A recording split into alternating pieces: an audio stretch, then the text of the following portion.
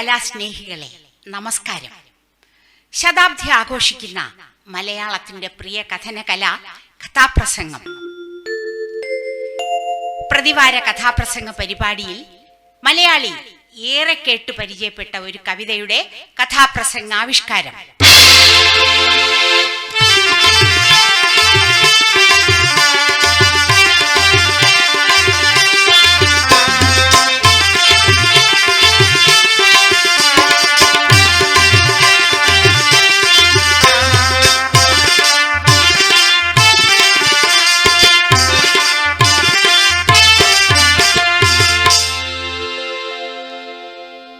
ഈ കഥ അവതരിപ്പിക്കാൻ എന്നോടൊപ്പം സഹകരിക്കുന്ന കലാകാരന്മാർ: harmonium Shri Pachalloor M R. Udayashankar, tabla Shri Ananthapuram Babu, keyboard Shri Ajesh Manakkala, effects Shri Balachandran Karamana.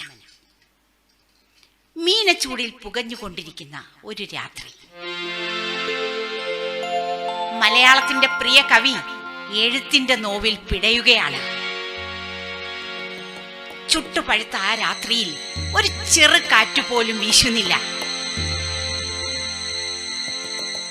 എഴുതി പകുതിയാക്കിയ കവിത നുരയുന്ന മനസ്സുമായി കവി തന്റെ പൂമുഖവാതിൽ തുറന്നു പുറത്തിറങ്ങി.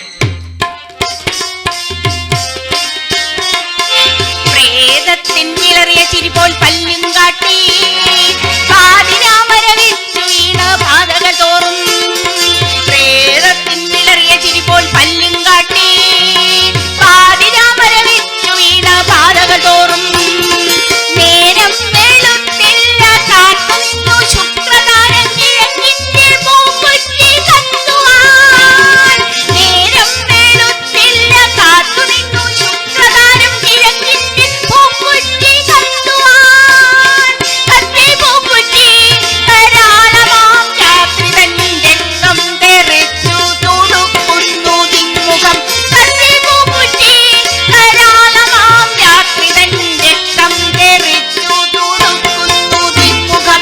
പ്രേതത്തിൻ വിളറിയ ചിരിപോൽ പല്ലും കാട്ടി പാതിരാമരവിച്ചു വീണ പാതകൾ തോറും. പ്രേതത്തിൻ വിളറിയ ചിരിപോൽ പല്ലും കാട്ടി പാതിരാമരവിച്ചു വീണ പാതകൾ തോറും. അതാ ആകാശത്തിൽ ഒന്ന് രണ്ട് നക്ഷത്ര കുഞ്ഞുങ്ങൾ എത്തി നോക്കുന്നു. അതൊഴിച്ചാൽ മറ്റൊരു പ്രകാശവുമില്ല. ഭൂമിയെ ചുഴന്നു നിൽക്കുന്ന ഇരുട്ട്. അങ്ങ് ആകാശ ചെരുവിൽ വിളറിയ ചന്ദ്രക്കല കാണാം. അമാവാസി കഴിഞ്ഞ് 1-2 ദിവസമേ ആയിട്ടുള്ളൂ. കവി പൂന്തോട്ടത്തിന്റെ മധ്യത്തിലുള്ള ആമ്പൽ പൊയ്കയിലെ പടവിൽ ഇരുന്നു കൊണ്ട് ജലത്തിൽ കാലുകളാഴ്ത്തി. അദ്ദേഹം ആകാശ ചെരുവിലേക്ക് നോക്കി അങ്ങനെ ഇരിക്കുകയാണ്. പെട്ടെന്ന് ഗേറ്റ് തുറന്ന് ആരോ ഓടി കയറി വരുന്നു. കവി ഞെട്ടി എഴുന്നേറ്റു. ആരോ ഒരു രൂപം കവിയുടെ മുന്നിലേക്ക് ഓടി വരികയാണ്. ഉള്ളിൽ ഒരു വിറയലോടെ കവി ഉച്ചത്തിൽ ചോദിച്ചു, ആരാ? അവർ ഇത്തിരി നിലാവിന്റെ പ്രകാശത്തിലേക്ക് മാറി നിൽക്കുകയാണ്. ഒരു സ്ത്രീ. ആ കണ്ണുകൾ നല്ല പരിചയമുള്ള വിടർന്ന കണ്ണുകൾ.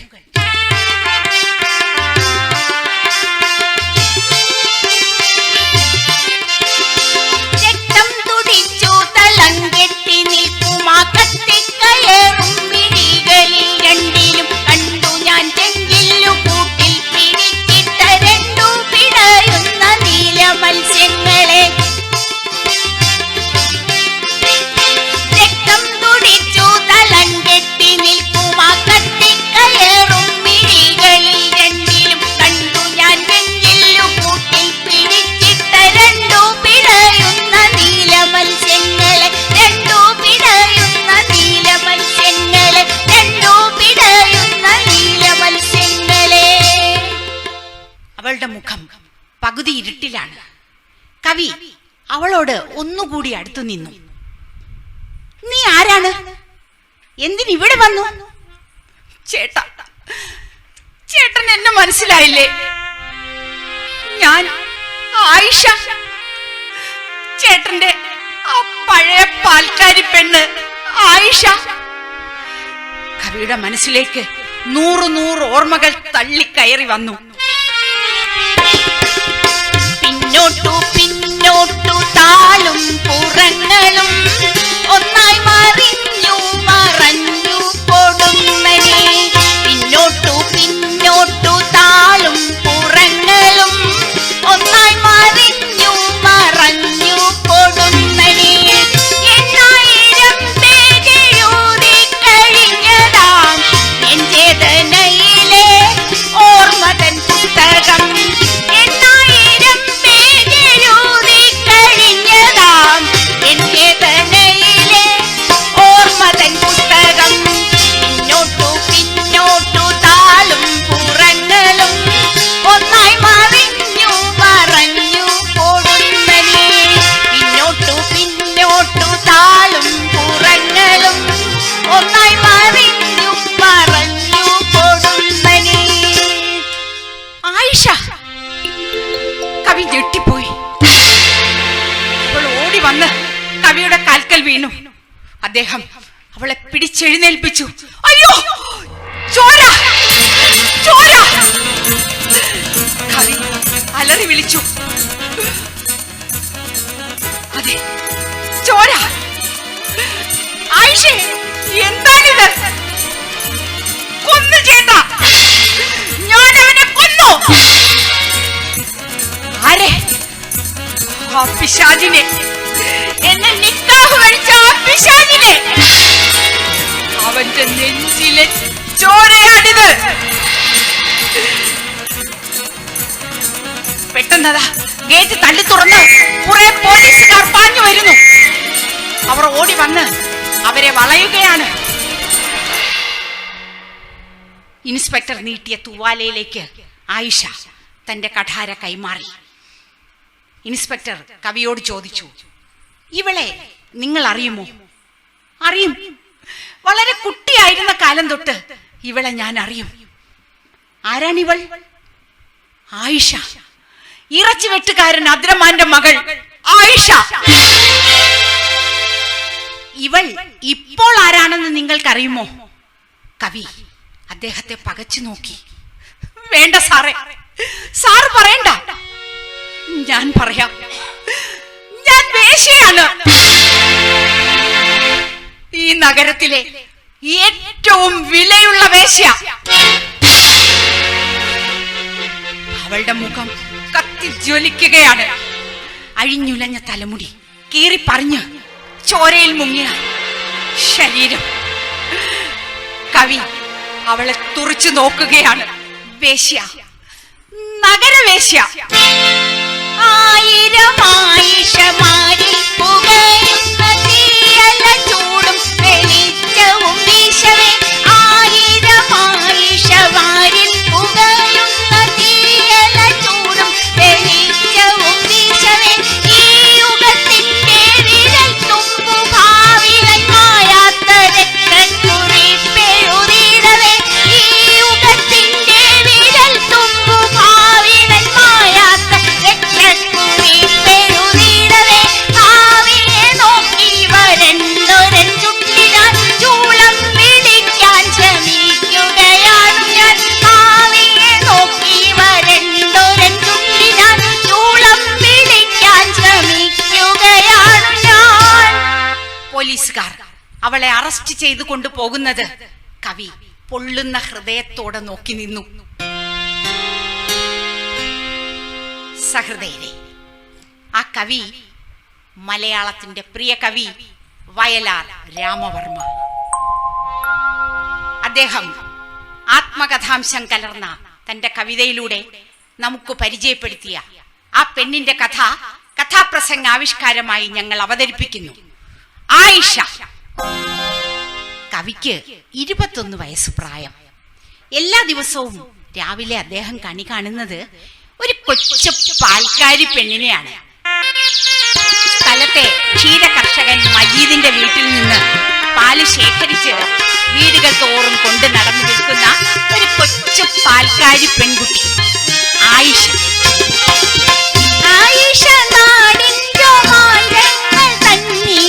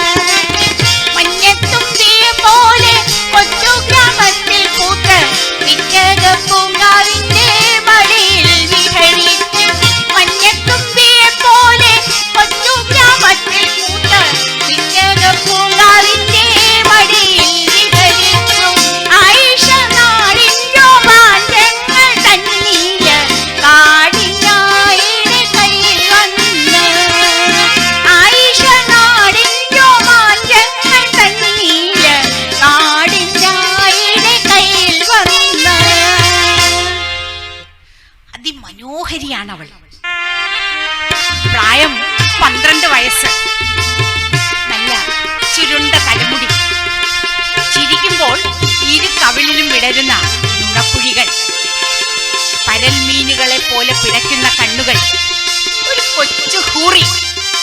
എല്ലാ ദിവസവും പാൽക്കുടവും ചുമന്ന് ഒരു കണിക്കൊന്ന പൂത്തുലഞ്ഞതുപോലെ അവൾ വരും. അത് കാണാനായി കവി കാത്തിരിക്കും. മഞ്ഞപ്പുള്ളികളുള്ള നിലജാക്കറ്റും നീളെ കുഞ്ഞു തൊങ്ങല തുന്നി ചേർത്ത പാവാട ചുറ്റും.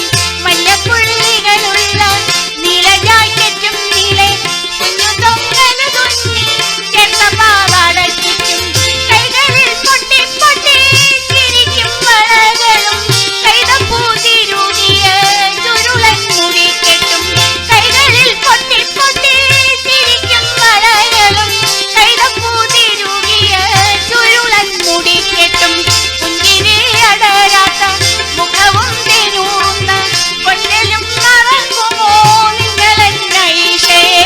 പുഞ്ചിരി അടരാത്ത മുഖവും തെനൂറുന്ന പൊന്നലും മറക്കുമോ നിങ്ങളെന്നൈഷയെ. ആയിഷ ഒരു കൊച്ചു നാണക്കാരി. എല്ലാ ദിവസവും അവളെ കാണുമ്പോൾ കവിക്ക് ഒരു കുസൃതി തോന്നും. പെണ്ണെ, നിന്റെ പേരെന്താ? അല്ലേ, ഇതെന്തൊരു മറവിയാ? ഇന്നലെയല്ലേ പേര് പറഞ്ഞു തന്നത്? പറ പെണ്ണെ, നിന്റെ പേരെന്താ? പേര് ഞാൻ പറയൂല. എന്നാലേ നിന്റെ പാൽ എനിക്കിനി വേണ്ട. അയ്യോ ചേട്ടാ, അതെ, നിന്റെ വീടിന്റെ അപ്പുറത്തുള്ള കക്കൂസ് കലർന്ന തോട്ടിലെ വെള്ളം ചേർത്ത ഈ പാല് എനിക്കിനി വേണ്ട. അയ്യോ ചേട്ടാ, അങ്ങനെ പറയല്ലേ. പെട്ടെന്ന് അവളുടെ കണ്ണുകൾ നിറയും, ചുണ്ടുകൾ വിതുമ്പും. പേര് ഞാൻ പറഞ്ഞാലോ? അങ്ങനെ വഴിക്ക് വാ, പേര് പറ പെണ്ണെ. ആയിഷ. ആയിഷ, അങ്ങനെ വഴിക്ക് വാ. കവി അവളുടെ കയ്യിൽ നിന്ന് പാൽപാത്രം വാങ്ങി തമാശ പറഞ്ഞുകൊണ്ട് അങ്ങനെ നിൽക്കും. അയ്യോ ചേട്ടാ, പാലെടുത്തിട്ട് ആ പാത്രം വേഗം താ. അവിടെ നിൽക്ക പെണ്ണെ, നിന്ന് കൊഞ്ചാതെ. ചേട്ടാ, താമസിച്ചു തന്ന ബാപ്പ എന്നെ തല്ലിക്കൊല്ലും. ആ മുഖത്ത് മാറി മാറി വരുന്ന ഭാവങ്ങൾ കണ്ട് കവി കുറച്ചു നേരം അവളെ തന്റെ മുന്നിൽ അങ്ങനെ നിർത്തും. അവൾ ആ പാൽപാത്രവും കൊണ്ട് ഓടി മറയുന്നത് വരെ അദ്ദേഹം അത് സന്തോഷത്തോടെ നോക്കി നിൽക്കാറുണ്ടായിരുന്നു. ആ നാട്ടിലെ കൗമാരക്കാരായ ആൺകുട്ടികൾക്ക് മധുര സ്വപ്നങ്ങൾ സമ്മാനിച്ച് അതിരാവിലെ ആയിഷ വരും. പക്ഷേ അവളെ ഒന്ന് നോക്കാൻ പോലും ആർക്കും ധൈര്യമില്ല. കാരണം അവളുടെ ബാപ്പ അദ്രമാൻ, ഇറച്ചിവെട്ടുകാരൻ അദ്രമാൻ, ക്രൂരതയുടെ പര്യായമായ എട്ടുകാലൻ അദ്രമാൻ. മുഖം നിറയെ വസൂരിക്കുട്ട്, വളഞ്ഞ വെള്ളിക്കൊമ്പൻ മീശ, വായ നിറയെ ചോര പോലെ മുറുക്കാൻ പത, അത് വീണ താടിമീശ. അദ്രമാൻ ക്രൂരതയുടെ പര്യായമാണ്. അയാൾ മൃഗങ്ങളെ കൊന്ന് കഷണം കഷണമാക്കി തന്റെ കടയിൽ കെട്ടിത്തുക്കുന്നത് എന്തോ പക തീർക്കുന്നത് പോലെയാണ്. അതാ ആ കാണുന്നതാണ് അദ്രമാന്റെ ഇറച്ചിക്കട. പക്കത്തു നിണം വാർന്നു തുളുമ്പും മാംസം കണ്ടിച്ച് ഒക്കെയും കടയുടെ മുഖത്തു കെട്ടിത്തൂക്കി വെട്ടുകത്തിയുമായി കണ്ണുകൾ ചുവപ്പിച്ച ചട്ടുകാലനാമൃദ്ധനിരിക്കും നഗരത്തിൽ.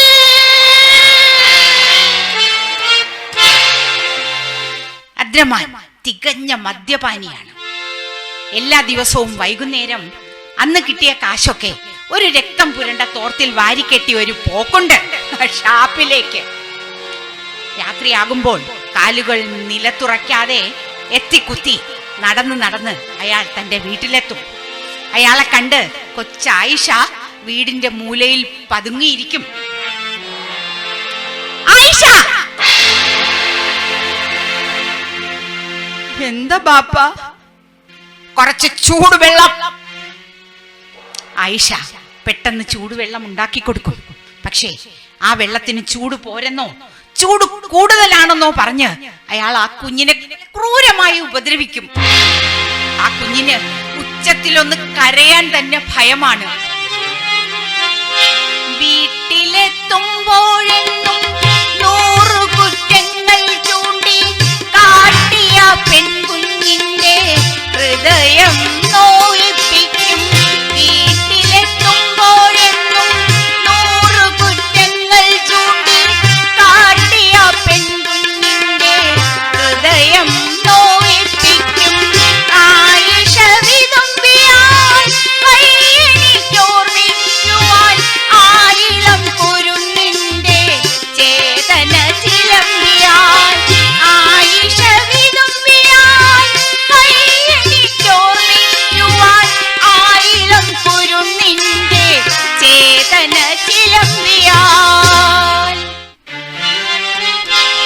അദ്രമാൻ കൈ ചൂണ്ടിക്കൊണ്ടലറും, പെണ്ണേ നിന്നെ കത്തികൊണ്ടരിഞ്ഞു ഞാൻ കടയിൽ കെട്ടിത്തൂക്കും. ആ അലർച്ച കേട്ട് ഭയന്ന് വിറച്ച് ആ കുഞ്ഞ് ആ വീടിന്റെ മൂലയിൽ ഒളിക്കും. അടുത്ത വീട്ടിലെ നങ്ങു അമ്മൂമ്മയ്ക്ക് ആയിഷയോട് ഒരു വാത്സല്യമൊക്കെ ഉണ്ട്. അദ്രമാൻ കാണാതെ അവർ ആ കുഞ്ഞിനെ ഓമനിക്കാറുണ്ട്. ഒരു ദിവസം അവൾ നങ്ങു അമ്മുമ്മയോട് ചോദിച്ചു, അമ്മുമ്മേ, എന്റെ ഉമ്മായെ കണ്ടിട്ടുണ്ടോ? എത്ര സുന്ദരിയായിരുന്നു നിന്റെ ഉമ്മയെന്നറിയോ? പക്ഷേ അവന്റെ തൊഴിയേറ്റാണ് അവൾ മരിച്ചത്. അവൾ പേറ്റുനോവെടുത്ത് നിലവിളിച്ചപ്പോൾ ആ ദുഷ്ടൻ അവളുടെ വയറ്റെ താങ്ങി തൊഴിച്ചു. അവളുടെ നിലവിളി കേട്ട് ഞാൻ ഓടി വന്ന് നോക്കുമ്പോൾ ചത്തും വലച്ചു കിടക്കുന്നു നിന്റെ ഉമ്മ. തൊട്ടടുത്ത് ചോരയിൽ കുളിച്ച് നീയും. ഞാൻ നിന്നെ എടുത്ത് പൊതിഞ്ഞ് ജീവൻ വെപ്പിച്ച് തിരിച്ചു കൊടുത്തു. പക്ഷെ ആ ദുഷ്ടന് സ്വന്തം കുഞ്ഞിനോട് ഒരു കരുണയുമില്ല. അത് കേട്ട് ആയിഷ ഹൃദയം നൊന്ത് പൊട്ടി പൊട്ടി കരയാറുണ്ട്. കിഴക്കൻ മലങ്കാട്ടിൽ അരളിപ്പൂ വിതറിക്കൊണ്ട് സൂര്യൻ ഉദിച്ചു. ഒപ്പം ആയിഷയും വന്നു. ഇന്ന് തികഞ്ഞ ഉത്സാഹത്തിലും സന്തോഷത്തിലുമാണ് പെണ്ണ്. വന്ന പാടെ അവൾ സന്തോഷത്തോടെ പറഞ്ഞു, ഇന്നലെ എനിക്കൊരു ജാക്കറ്റു തയ്പ്പിച്ചല്ലോ. വന്ന പാടവളോതി വീട്ടിലെ വിശേഷങ്ങൾ. ഇന്നലെ എനിക്കൊരു ജാക്കറ്റു തയ്പ്പിച്ചല്ലോ. വന്ന പാടവളോതി വീട്ടിലെ വിശേഷങ്ങൾ. ഇന്നലെ മജീദിക്ക പട്ടണങ്ങളിൽ ചുറ്റി വന്നപ്പോൾ പഠിപ്പിച്ചതാണൊത്തിരി വിലയായി. ഇന്നലെ മജീദിക്ക പട്ടണങ്ങളിൽ ചുറ്റി വന്നപ്പോൾ പഠിപ്പിച്ചതാണൊത്തിരി വിലയായി. അവളുടെ മുതലാളി മജീദ് ഇത്തിരി മനുഷ്യപ്പറ്റുള്ള കൂട്ടത്തിലാണ്. ആ കൊച്ചു കുഞ്ഞ് പാല് കൊണ്ട് നടന്ന് വിൽക്കുന്ന പണമൊക്കെ അവളുടെ ബാപ്പ അദ്രമാൻ കണക്ക് പറഞ്ഞു വാങ്ങും. പക്ഷേ ആ തുകയിൽ നിന്ന് കുറച്ച് മാറ്റിവെച്ച് അവളുടെ മുതലാളി മജീദ് അവൾക്കൊരു ജാക്കറ്റ് തയ്പ്പിച്ചു കൊടുത്തു.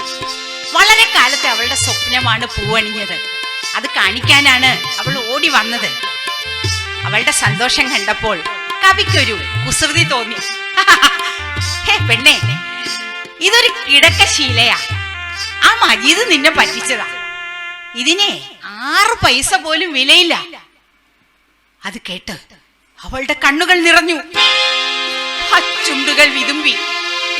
അതുവരെയുള്ള സ്വപ്നം ഉടഞ്ഞു തകർന്നതുപോലെ അവൾ കുറച്ചു സമയം നിന്നു. ഇല്ല, ഞാൻ ഇനി വരില്ല. ഞാൻ പാല് കൊണ്ട് വരില്ല. അവൾ തിരിഞ്ഞു നോക്കി കവിയുടെ വീട്ടുമുറ്റത്ത് നിന്ന് അതാ ഇറങ്ങി പോവുകയാണ്. ആയിഷേ, ആയിഷ നിൽക്കൂ, ഞാൻ വെറുതെ പറഞ്ഞതാ ആയിഷേ. പക്ഷേ അവൾ നിന്നില്ല. കണ്ണുനീർ തുളുമ്പിയ കണ്ണുകളോടെ തിരിഞ്ഞെന്നെ നോക്കിക്കൊണ്ടവൾ നിശബ്ദം നടന്നുപോയി. കണ്ണുനീർ തുളുമ്പിയ കണ്ണുകളോടെ തിരിഞ്ഞെന്നെ നോക്കിക്കൊണ്ടവൾ നിശബ്ദം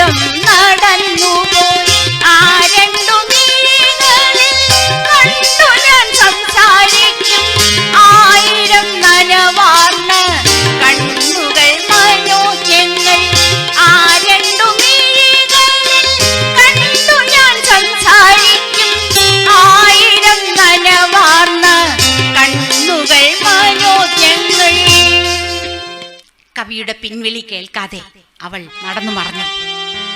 കവിയുടെ മനസ്സ് വേദനിച്ചു. അത്രയും വേണ്ടായിരുന്നു. ആ കുഞ്ഞു മനസ്സ് എത്ര വേദനിച്ചു കാണും. ഇല്ല, ഇനി ഒരിക്കലും ഞാൻ അവളെ കളിയാക്കില്ല, അവളെ വേദനിപ്പിക്കില്ല. അവളോട് മാപ്പ് പറയണം. അടുത്ത ദിവസം കവി അവളെ കാത്തിരുന്നു. പക്ഷെ അവൾ വന്നില്ല. അതാ പടി കടന്ന് ആരോ വരുന്നു. അദ്രമാൻ, ഇറച്ചി വെട്ടുകാരൻ അദ്രമാൻ. കവി ഭയത്തോടെ അയാളെ ഒളിഞ്ഞു നോക്കി. അയാൾ ഒരു പാൽക്കുപ്പിയുമായാണ് വരുന്നത്. അദ്രമാൻ, ആയിഷ എവിടെ? ഞമ്മടെ തലേ വിധി, തുടയ്ക്കാൻ കൈലേശില്ല. എന്താ അദ്രമാൻ, ആയിഷ എവിടെ?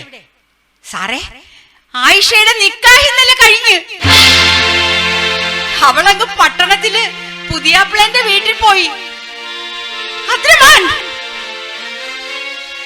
നിങ്ങൾ എന്താ പറഞ്ഞത്? ആയിഷയുടെ നിക്കാഹ് കഴിഞ്ഞെന്നോ? അവൾ കുഞ്ഞല്ലേ, വെറും 12 വയസ്സുള്ള കുഞ്ഞ്. സാറേ, ഞമ്മടെ കൂട്ടത്തിൽ ഇതൊക്കെ ശീലമാ. ഞമ്മടെ കൂട്ടത്തിൽ കല്യാണം കഴിച്ചു കൊടുക്കണമെങ്കിൽ അറിയില്ലേ, കാറക്കല്ല്, ഏലസ്, തണ്ട്, കാപ്പ് എന്തെല്ലാം വേണം. ഇതൊന്നുമില്ലാതെ പെണ്ണിറങ്ങി പോയല്ല. രാജകുമാരിയെ പോലെയാ അവൾ ഇനി കഴിയാൻ പോണത്. മുന്തിയ പണക്കാരനാ അവളെ കെട്ടിക്കൊണ്ടു പോയത്. അവൾക്ക് ജീവിതകാലം മുഴുവൻ സുഖമായി കഴിയാം. പക്ഷെങ്കി നമ്മൾ ഒറ്റയ്ക്കായി. ഈ വയസ്സ് കാലത്ത് ഇത്തിരി ചൂടുവെള്ളം വേണമെങ്കിൽ ഇനി എന്ത് ചെയ്യും? നമ്മടെ തലേ വിധി, അത് തുടയ്ക്കാൻ കൈലേശില്ല. പിറുപിറുത്തുകൊണ്ട് ഞൊണ്ടി ഞൊണ്ടി ആ ചട്ടുകാലൻ കടന്നു പോകുന്നത് കവി ഒരു മരവിപ്പോടെ കണ്ടു നിന്നു. അടുത്ത ദിവസം അയൽക്കാർ പറഞ്ഞ് കവി ആ വിവാഹത്തിന്റെ കഥയറിഞ്ഞു. അല്ല, ആ വിൽപ്പനയുടെ കഥയറിഞ്ഞു. കുറെ നാളുകളായി പണക്കാരനായ ഒരു വിഴൻ ആയിഷയെ നോട്ടമിട്ട് വരികയായിരുന്നു. മുഴുക്കുടിയനായ അദ്രമാൻ കിട്ടുന്ന കാശൊക്കെ കുടിച്ചു തീർക്കും. അയാളുടെ കടയിൽ ഇറച്ചിത്തരങ്ങൾ ഒന്നുമില്ലാതായി. കടയൊഴിഞ്ഞു. പുതിയ ഇറച്ചി പണ്ടങ്ങൾ വാങ്ങാൻ അയാൾക്ക് പണമില്ല. ഒഴിഞ്ഞ കടയിൽ അദ്രമാൻ അങ്ങനെ ഇരിക്കുമ്പോൾ അതാ ആ പുതു പണക്കാരൻ കയറി വരുന്നു. അയാൾ കുറെ പച്ച നോട്ടുകൾ അദ്രമാന്റെ മടിയിൽ തിരുകി കൊടുത്തു. കടയൊക്കെ ഒന്ന് മെച്ചപ്പെടുത്ത് മുതലാളി, ഈ പണം നമ്മൾ പെട്ടെന്ന് തിരിച്ചു തരും. ആർക്ക് വേണം നിന്റെ പണം? നിന്റെ മോളില്ലേ, ആ കൊച്ചു ഹൂറി, എന്താ അവിടെ പേര്? ആയിഷ. ആയിഷ, അവളെ ഞമ്മക്ക് നിക്കാഹ് കഴിച്ച് തന്നേക്ക്. മുതലാളി, അവൾ കുഞ്ഞല്ലയോ? നിങ്ങളുടെ മോളാവാൻ പ്രായമില്ല. നമ്മൾ അവളെ മോളെ പോലെ നോക്കിക്കോളാം. അവക്ക് ഒരു കുറവും വരില്ല. നമ്മൾ അവളെ കൊണ്ടുപോയാല് പിന്നെ നീ ആരാ? ആരാ? സുൽത്താനല്ലയോ? നിന്റെ മോൾ ആരാ? ആരാ? രാജകുമാരി അല്ലയോ? അദ്രമാന്റെ കണ്ണുകൾ മിഴിഞ്ഞു. എങ്കിലും അയാൾ ഒന്ന് ആലോചിച്ചു നിൽക്കുകയാണ്. പെട്ടെന്ന് ആ പുതുപ്പണക്കാരൻ അദ്രമാന്റെ കയ്യിൽ വെച്ച് കൊടുത്ത നോട്ടുകളിൽ പിടിമുറുക്കി. അദ്രമാൻ ബലമായി ആ നോട്ടുകളെ തിരിച്ചു വാങ്ങി. മുതലാളി, ഇന്ന് വൈകുന്നേരം വന്നേക്ക്, ഞമ്മക്ക് നിക്കാഹ് നടത്താം. അങ്ങനെ ആ വിൽപ്പന കഴിഞ്ഞുപോയി. വെറും പച്ച നോട്ടുകൾക്ക് ആ വിൽപ്പന കഴിഞ്ഞുപോയി.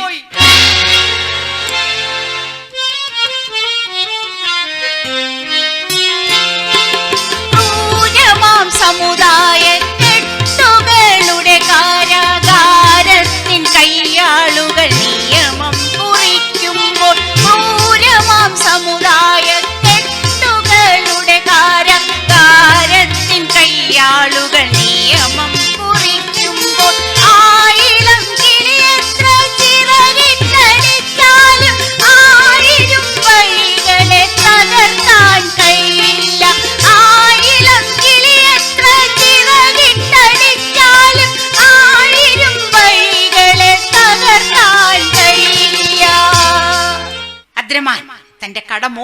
വിരിച്ചു. നിറയെ ഇറച്ചിത്തരങ്ങൾ, 4 മുട്ടനാടുകൾ അയാളുടെ കടയിലുണ്ടിപ്പോൾ. അവയെ കൊന്ന് വെട്ടി കഷണം കഷണമാക്കി നുറുക്കുമ്പോൾ അയാൾ ഉച്ചത്തിൽ പല്ല് കടിച്ചുകൊണ്ട് പറഞ്ഞുകൊണ്ടിരിക്കും, ഇറച്ചി മോശമല്ല, ഇറച്ചി മോശമല്ല. 4 വർഷങ്ങൾ കടന്നുപോയി. ആയിഷ ഇന്ന് കരൾ വെന്ത് ജീവിക്കുകയാണ്. ആ വലിയ കൊട്ടാരം പോലുള്ള വീട്ടിൽ ചതഞ്ഞു കൊത്തായി തീർന്ന് പാതിയും കരൾ വെന്ത് ജീവിക്കുകയാണ്.